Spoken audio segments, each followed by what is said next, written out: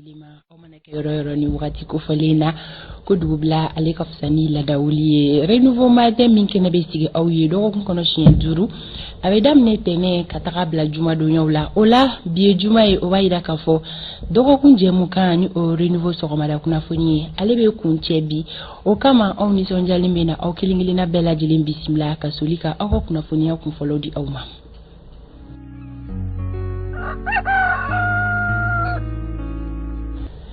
biye juma ye la horoma donye biye ola juma donyo fe amana sigini kenen kan on te senge antenyina afolila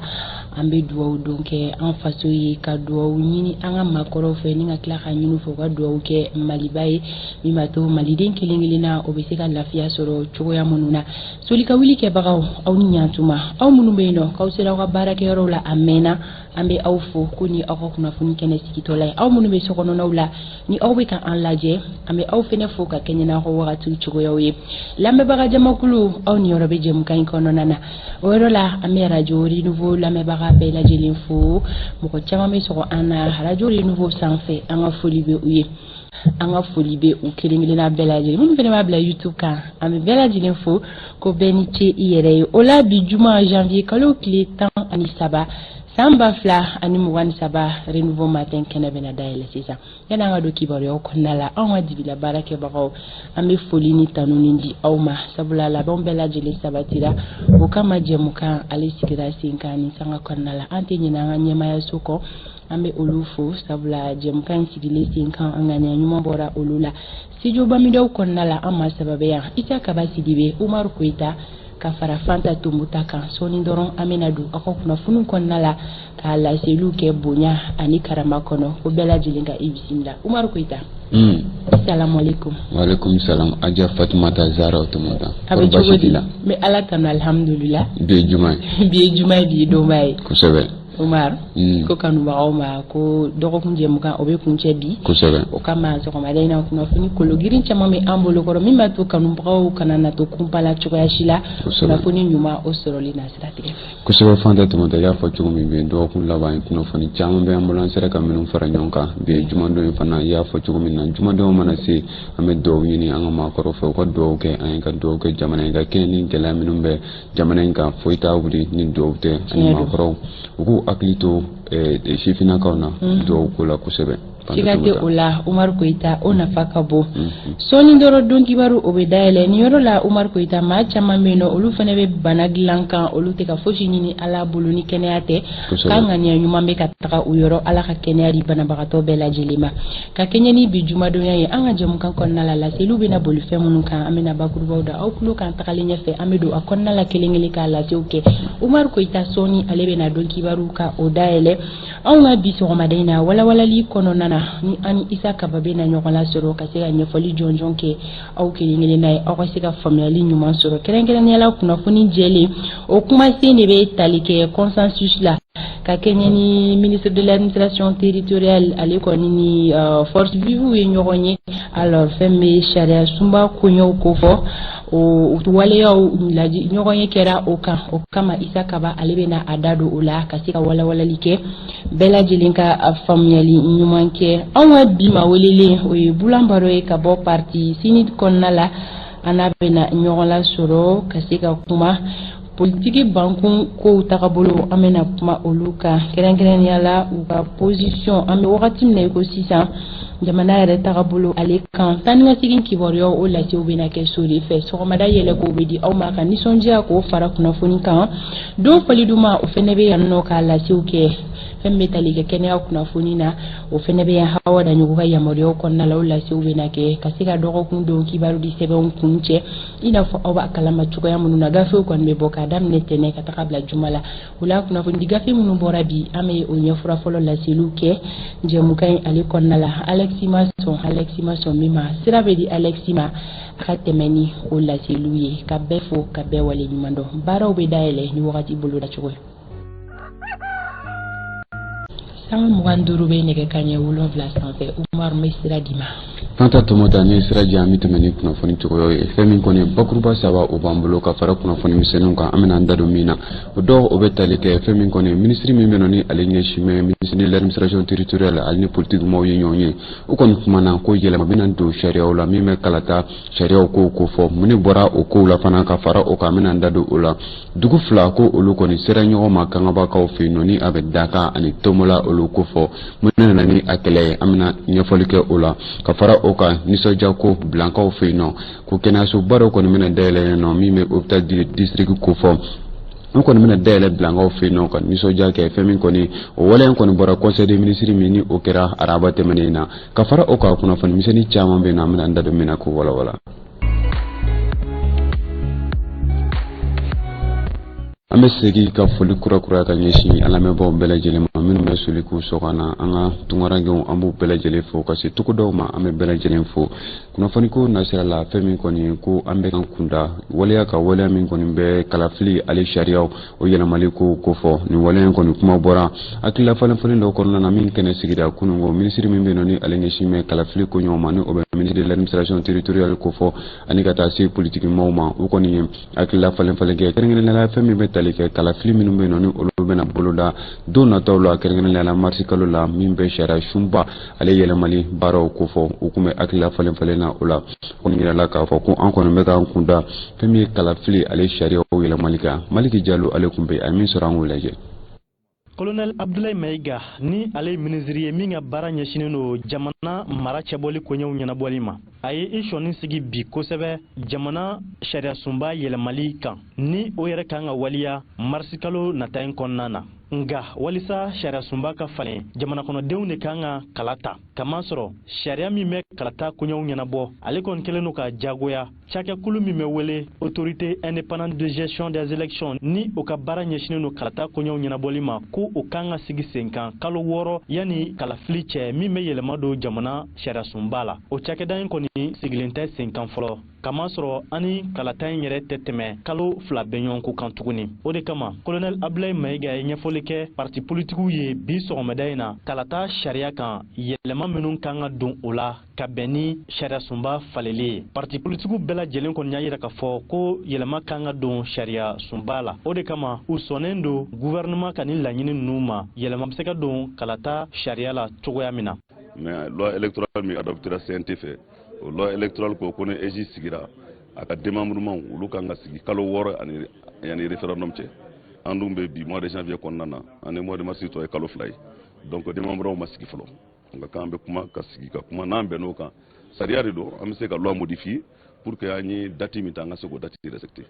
et puis fana an y'a fɔ fana anw fɛ anw ye parti ɲɛmɔgɔ ye bɛɛ ni hakilina don an b'a dɔn k'a fɔ yɛlɛma min an bɛ ka yɛlɛmani min ɲini ka dɔn an ka sariya sunba la k'a fɔ fɛn don fɛn min jamana mɔgɔ b'a la. Hakili la nin y'a wagati ɲuman ye constitution ka yɛlɛma don a la nin y'a wagati ɲuman ye ni an m'a kɛ sisan n'an y'a to yen ni élection présidentielle kɛra ka mɔgɔ mun sigi n'a tigi ko k'a bɛ yɛlɛma don a la mɔgɔw b'a fɔ a b'a fɛ ka yɛlɛma don a la a yɛrɛ ka intérêt la donc a kuma bɛ caya a bɛ bali ka kɛ tuguni donc an kɔni bolo URD kɔni bolo ayiwa nin y'a kɛ wagati ɲuman ye ayiwa an ka transition dɛmɛ an ka transition président dɛmɛ an ka ministre an ka gouvernement dɛmɛ pour que ayiwa nin constitution kura in a ka se ka waleya mais pour que a ka waleya ka ɲɛ an y'a mun fɔ ministre de l'administration territoriale ɲɛna o ye u ka jama fara ɲɔgɔn kan. Gouvernement ɲɛmɔgɔw kɔni y'a yira k'a fɔ k'u nana sigi ka fɔ ton u ni parti politiques ni ɲɔgɔn cɛ fo ka taa se kalataw koɲɛw ɲɛnabɔliw ma.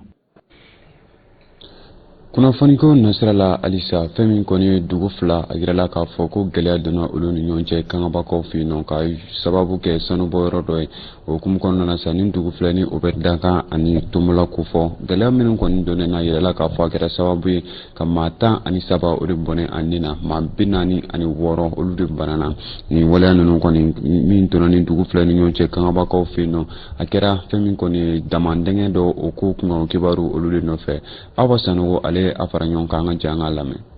Kɛlɛ min kɛra dugu min bɛ yen n'a bɛ fɔ a ma Danga ale ni Tombola ni olu yɛrɛ bɛ Kangaba mara la o kɛlɛ kɔnɔna na maa 22 banana maa 7 olu kɔni bɔnɛna u ni na Tombolakaw ka dugu la min ye Dangakaw ye maa 24 banana maa 6 olu kɔni bɔnɛna u ni na ka fara o kan maa caman fana tununa maa minnu ŋɔni banana olu bɛɛ lajɛrɛlen cɛra ka taa n'u ye dɔgɔtɔrɔso la hali n'o y'a sɔrɔ la an ka finitigilakaw kun bɛ nin kɛnɛ kan yen nɔ ni ko in kɔni a gɛlɛyalen don maa ninnu ni ɲɔgɔn cɛ kosɛbɛ sanubɔyɔrɔ min bɛ yen ni dugu kofɔlen 2 bi k'a fɔ ko o y'olu ta ye a yirala k'a fɔ ko sanubɔyɔrɔ in de kɔni ye ni kɛlɛ in kunba bɛɛ ye an bɛ tɛmɛ ni kunnafoni cogoyaw ye i n'a fɔ an da sera a ma kunungo an ka kunnafoniw la banwaati wale ale kɛlɛli sababu la an ka finitigilakaw yirala k'a fɔ ko olu kɔni dankari banwaati wale ma 31 na ka tɛmɛ ni waleya min kɔni kɛra ka bɛn tarata don janvier kalo tile 10 ma ni wulikajɔ ninnu kɔni kɛnɛ na yirala k'a fɔ ko banganwagaci wale kɔni bɛngani 2 de taara k'an ka finitigilakaw sɛgɛrɛ min yɛrɛ kɔni kɛra Masina ale fanfɛlaw la an ka jɛ an ka lasiw lamɛn a kan ka tɛmɛ ni bataki dɔ kɔnɔna kuma ye fɛn min an ka finitigilakaw ka ɲɛmaya so olu bɛ maaw ladɔnniya k'a fɔ ko an ka finitigilakaw ko olu ye bɛngɛnna wale 2 kunbɛn bɛngɛnna wale minnu na ni mugu pɛrɛntaw olu ka baara kunbɛn a la ni a kɛra ka bɛn tarata don janvier kalo tile 10 san 2023 ma min yɛrɛ kun fɔlɔ ni o kɛra ja ani jafara bɛ ni ɲɔgɔn cɛ kun filanan o kɛra kumara ani Masina olu ni ɲɔgɔn cɛ fɛn min ye finitigilakaw ka dɛmɛ olu kɔni bilala ka taa nin sira in kan min yɛrɛ kɔni kɛra sababu ye ka wulikajɔw kɛ ka se ka banbagaci caman ka olu bɔnɛ u ni na ni a bɛ taa maa 17 ɲɔgɔnna na o waati kelen kɔnɔna na ka tɛmɛ ni an ka finitigilakaw ka jateminɛw ye u y'a ye k'a fɔ ko maa banbagaci dɔ ko olu kɔni kun bɛ ka maa dɔw su don kilomɛtiri 3 nin waleya in kɛra yɔrɔ minnu na o la jateminɛ minnu kɛra an ka pankuru fɛ ani pankuru tigilamaw fɛ o kɔni kɛra sababu ye ka wulikajɔw kɛ min kɛra sababu ye ka banbagaci 14 ka olu fana bɔnɛ u ni na o yɔrɔ kelen na nɔ maa kelen ni o banana ni u sera k'u tigɛ da o kan o waleyaw mana fara ɲɔgɔn kan o b'a yira k'a fɔ ko an ka finitigilakaw sera ka dankari maa banbagaci 31 de la maa kelen o banana o y'o minɛ fɛn min kɔni an ka finitigilakaw fanfɛla ye a yirala k'a fɔ maa 14 olu de bɔnɛna u ni na nin na maa 11 olu banana an ka bolimafɛn kelen o tiɲɛna nin waleya hukumu kɔnɔna na fɛn min kɔni chef d'état major général des armées ale kɔni ye tasi bila kɛrɛnkɛrɛnlen kɛ ka ɲɛsin ni maa minnu bɛ yen nɔ ni u dɛnna ka sababu kɛ u dɛnna fasoko la ani y'u wulikajɔ min kɛ fasoko la o la sa a kɔni b'a yira k'a fɔ ko finitigilakaw kɔni tɛ n'u bolo lajigin ni banbagaci ninnu kɛlɛli la sabula ko ni banbagaci ninnu yɛrɛ jigi tigɛlen kɔni bɛ ka waleyaw de kɛ min kɔni ka mugu pɛrɛntaw ka olu don siraw la ko finitigilakaw kɔni na wulikajɔ suguya bɛɛ lajɛlen kɛ walasa ka dansegi u ka baaraw la n bɛ tasi bila kɛ halisa ka ɲɛsin finitigilaka minnu bɛ yen nɔ ni u tora fasoko la an b'a fɔ ala ka hinɛ u la an bɛ tɛmɛ ni kunnafoni cogoyaw ye an bɛ taa asɔnkokaw fɛ yen nɔ ka tɛmɛ ni an ye kunnafoni min sɔrɔ an baarakɛɲɔgɔn studio tamani maaw fɛ a yirala k'a fɔ maa dɔw ni u lakomadɔn ko olu kɔni donna bolimafɛn sen 2 la dugu dɔ la ni o bɛ tisi mizi ale ko fɔ o hukumu kɔnɔna na ni maa ninnu kɔni a yirala k'a fɔ k'u ye gɛlɛya ta ka ɲɛsin cɛlaka maa 9 de ma nin yɔrɔ kofɔlen na sabula u ka fɔla a yirala k'a fɔ k'u b'a mɛn k'a fɔ ko olu de bɛ kunnafoniyaw di fɛn min Mali finitigilakaw olu ma hukumu kɔnɔna na sa ko maa ni kɔni ma to nin ko in na mɛ a yirala k'a fɔ ko u ye ni maa kofɔlen ninnu ko u y'u bugɔ ni ka taa ko u to kunnafoni ko nasira la halisa kabi dɔgɔkun damadɔni an kɔni bɛ a kuma na ka kɛ ni Burema ale kalansoba min bɛ yen nɔ ni o bɛ lycée public de Burema ko fɔ ale kun ka kibaru a kɔni yirala k'a fɔ ko o kalanso in kɔni ko a tɔgɔ dara fɛn min kɔni honorable Aïdara Aïchata Cissé ni bɛɛ lajɛlen b'a dɔn ni Chateau ye ka tɛmɛ ni bataki dɔ ye ni o kɔni taara ŋani waleya dɔ min taara minisiri min bɛ yen nɔ ni ale ɲɛsin bɛ kalanko kow ma ale kɔni jɛnna ni a ye ni kalanso min yɛrɛ ni a tɔgɔ ŋaniya bɔra président de l'autorité intérimaire de Burema ale fanfɛla la ka jɛn ni a ye kalanso in tɔgɔ ka da fɛn min ye Aïdara Aïchata Cissé nka ɲɛnɛ nin waleya in kɔni cɛ an kɔni b'a dɔn k'a fɔ mankan caman o kɔni kun wulila nin ko in na kɛrɛnkɛrɛnnenya la fɛn min kalanso in yɛrɛ proviseur ye ale kun ye a ka ban yira a ko la ani ka taa se wulikajɔ caman wɛrɛw kɔni kun kɛra min kɔni ye k'a fɔ ko u kɔni min kɔni nisɔndiya yira ka kɛ ni nin waleya ye nka nin waleya in kɔni kɛra fɛn min autorité intérimaire a yirala k'a fɔ ko ale fana kɔni kun jukɔrɔma dondon bɛ nin hakilila in na fɛn min kɔni Burema ka dɔw maa minnu bɛ bɔlen don Burema ni u sigi mɛ yɔrɔ wɛrɛ la o hukumu kɔnɔna na sa ko ni kalanso in kɔni tɔgɔ dara Aïdara Aïchata Cissé ni bɛɛ lajɛlen b'a dɔn Chateau la kunnafoni ko nasira la halisa an bɛ taa Bulankaw fɛ yen nɔ a yirala k'a fɔ ko Bulan ni ale kɔni ye dugu ye dugu min kɔni bɛ jamana kɔrɔn fan ani ka taa se Tilibi fan olu tugu ɲɔgɔn na kɛrɛnkɛrɛnnenya la Kucala ani Sikaso ko kɛnɛyaso ba dɔ kɔni bɛna kɛ yen nɔ nin waleya kɔni taara conseil ministre min kɛra arabadon ale senfɛ o hukumu kɔnɔna na sa yirala k'a fɔ ko nin waleya min ni akla ni jenkera ni ay conseil des ministres la o be tale ke ka kena suro jom blanca feno ni abe district sanitaire de blanc ale ko fo o kon wole o kon mena buluda do na tawla ko mana ga to mena amna ndado belaka awala wala